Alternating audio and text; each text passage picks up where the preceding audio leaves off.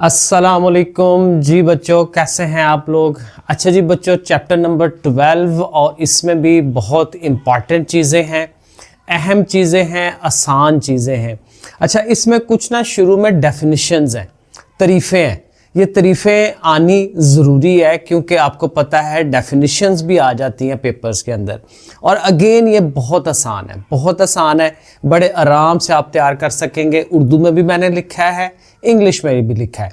अब देखिए है क्या, देखिए सबसे पहले ये जो चैप्टर है ना, इसको हम कहते हैं इंफॉर्मेशन हैंडलिंग। मालूमात को हैंडल करना, मालूमात को लेके आना, उसको समझना, उसमें से अहम चीज़ें निकालना, रिजल्ट्स निकालने, यही सारा कुछ इस चैप्टर में मौजूद है। बिल्कुल आसान है। देखिए सबसे पहले जो तारीफ आती है ना, वो है इंफॉर्मेशन और डाटा में फ़र्क। ये बड़ा ज़रूरी है। इंफॉर्मेशन हम कहते हैं मालूमात को, ठीक है। आप देखिए इंग्लिश में हमने लिखा है टू नो अबाउट समथिंग, किसी चीज के मुतल्लिक जानना, ठीक है ना। नो होता है जानना, अबाउट समथिंग किसी चीज के मुतल्लिक जान लेना इज कॉल्ड इंफॉर्मेशन। मालूमात इसी को कहते हैं ना भाई, किसी चीज का हमें पता चल जाए भाई ये चीज ऐसे है, मोबाइल ऐसे काम करता है, इंफॉर्मेशन है, ठीक है। तो इस चीज को हम इंफॉर्मेशन कहेंगे। और देखें उर्दू में भी किसी चीज के बारे में जानना मालूमात कहलाता है। सिंपल काम हो गया। अब उसी के ऑपोजिट चीज होती है डाटा, जो कि ज़ाहिर है बहुत इंपॉर्टेंट होता है हमारे इन सवालों के लिए, आगे फर्दर स्टडी के लिए। तो डाटा क्या होता है? कलेक्शन है। यहाँ पे हम इकट्ठी करते हैं चीज़ों को।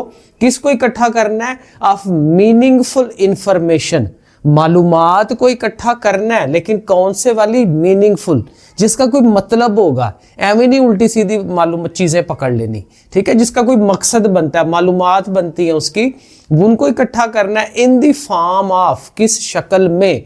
फैक्ट्स एंड फिगर्स, यानी हकायक की शक्ल में, नंबर्स की शक्ल में।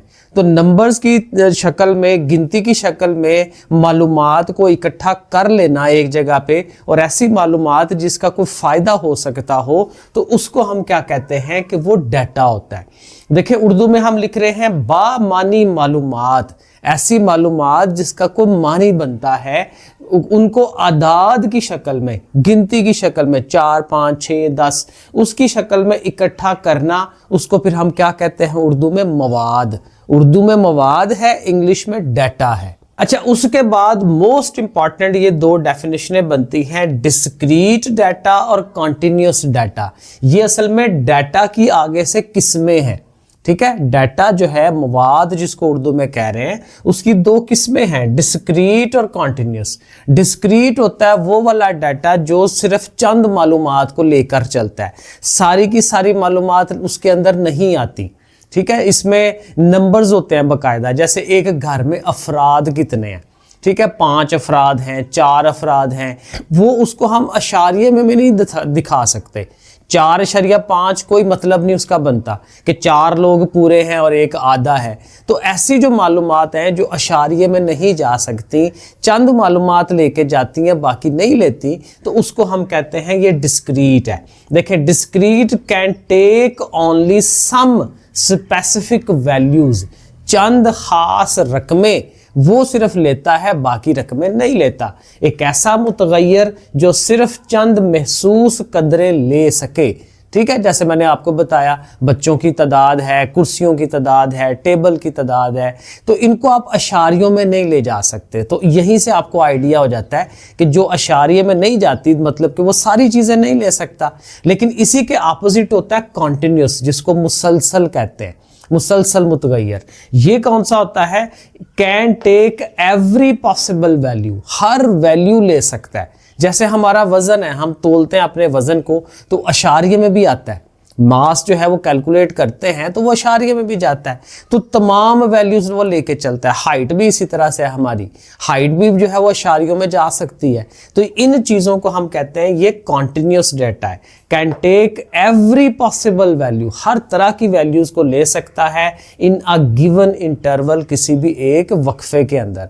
अब जाहिर है कि इंटरवल बताया तो यहाँ से लेके यहाँ तक, ठीक है, उसके अंदर तमाम वैल्यूज को वो ले सकता है। एक ऐसा मुतगय्यर जो किसी दिए गए वक्फे में तमाम कदरों को ले सके, तमाम वैल्यूज़ को ले सके। तो ये बड़ी आसान सी चीज़ें हैं, इनको याद कर लें, ये पेपर में आती हैं। उसके बाद ग्रुप्ड और अनग्रुप्ड डाटा, यही जो डाटा है उसकी ये दो किस्में भी हैं।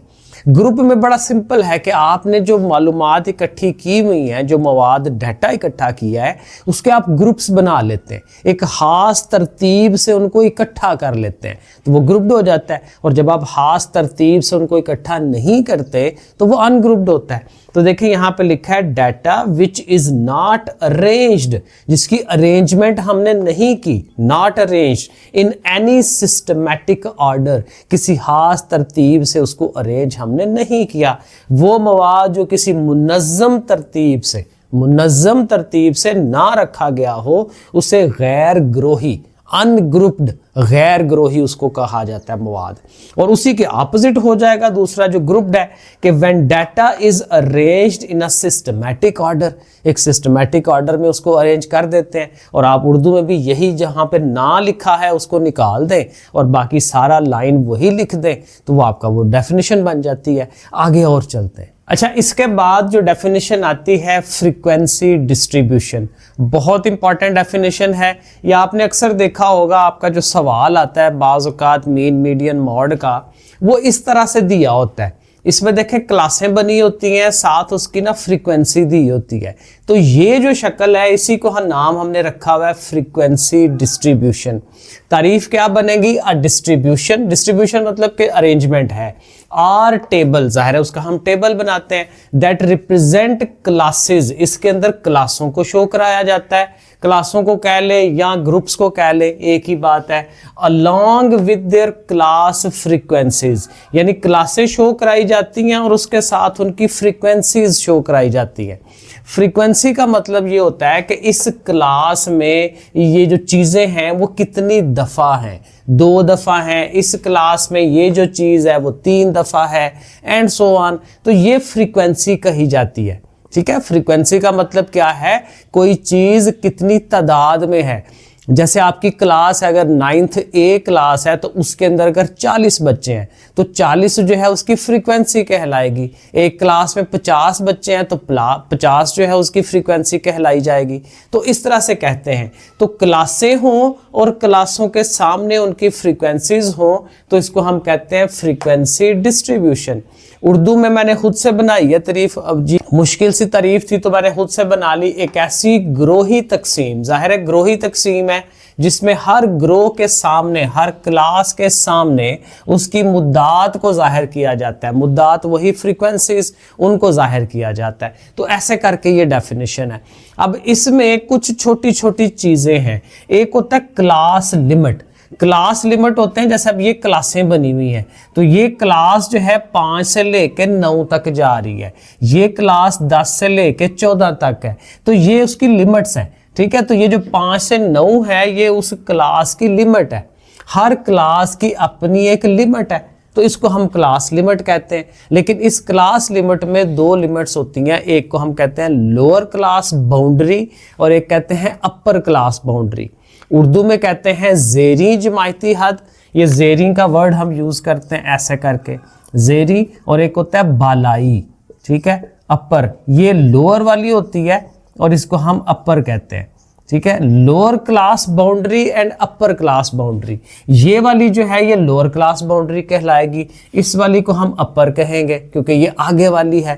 ठीक है, बालाई और ज़ेरी, इस तरह से आपने इसको याद रखना है। हर क्लास में इसी तरह से है, ज़ेरी है बालाई है, ज़ेरी है बालाई है, lower class boundary upper class boundary. तो ये इस तरह से हमें इनको जहन में रखना है। फिर एक हम बनाते हैं क्लास बाउंड्रीज। अब क्लास बाउंड्रीज कैसे होती है कि देखें, ये जो क्लास जहां एंड हो रही है ना 5 से 9 और अगली जो है 10 से शुरू हो रही है, तो 9 और 10 में गैप होता है। इस गैप को हमने बाज़ औक़ात ख़त्म कराना होता है बाज़ सवालों में, तो ख़त्म जब कराते हैं तो ये क्लास बाउंड्रीज बनाते हैं। कैसे?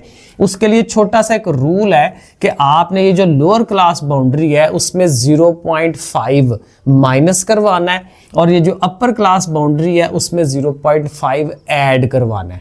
इसमें माइनस, इसमें ऐड, इसमें माइनस, इसमें ऐड। मतलब ये 5 है ना, ये बन जाएगा 4.5, ये बन जाएगा 9.5 क्योंकि उसमें हम ऐड करा रहे हैं।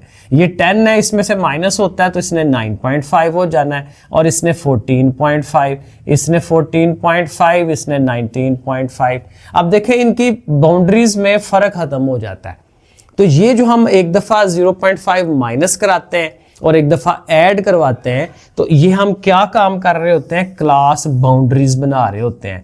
CB इसको हम पढ़ते हैं, और बाद सवालों में जैसे हमारा मीडियन होता है, ग्रुप डाटा का मीडियन, तो वो जब निकालना हो तो उसके लिए हमें ये क्लास बाउंड्रीज निकालनी पड़ती हैं। मॉड के अंदर भी हम करते हैं इस तरह का काम, तो ये भी एक इम्पॉर्टेंट चीज़ है, ये आना चाहिए। फिर क्लास इंटरवल बाज़ का पूछा जाता है, तो वो बेसिकली एक क्लास का साइज होता है कि क्लास कितनी है, ग्रुप कितना है। 5 से लेके 9 तक जा रहे हैं तो 5, 6, 7, 8, 9, 5 चीज़ें इसमें शामिल हैं। इसी तरह 10 से 14 पे जा रहे हैं तो इसमें भी 5 चीज़ें शामिल हैं। तो ये 5-5 का जो है ना, हमने इनका वक्फा रखा हुआ है, तो इसी को हम कहते हैं क्लास इंटरवल या क्लास का साइज कितना है।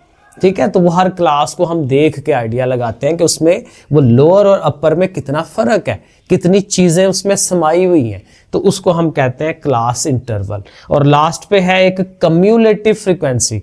ये जब ये हम बनाते हैं ये मीडियन निकालते हुए, कम्यूलेटिव फ्रीक्वेंसी, ये जो फ्रीक्वेंसी है, ये जो हमारी तादाद होती है, इसको हम क्या करते हैं, इसको कम्यूलेट करते हैं, एक नया कॉलम बनाते हैं और उसमें फिर हम क्या करते हैं, पहली फ्रीक्वेंसी को वैसे ही लिखते हैं। अब अगली की जगह लिखनी होगी तो इन दोनों का इजाफा या इन दोनों का इजाफा 2 और 3 मिलके 5 ऐड कर लेते होते हैं। अब यहाँ लिखना है तो फिर ये यहाँ लिखने के लिए ये यहाँ तक जितनी फ्रीक्वेंसीज आई हैं वो जमा कर लें, 2 और 3 5, 5 और 5 10। यहाँ लिखना है तो फिर यहाँ तक ऐड कर लें, 10 और 4 14। यहाँ लिखना है 14 और 2 16। तो ऐसे करके जब हम ये बनाते हैं तो इसको हम क्या कहते हैं, कम्यूलेटिव फ्रीक्वेंसी आप बना रहे हैं। तो ये भी हमें मीडियन में यूज़ होती है।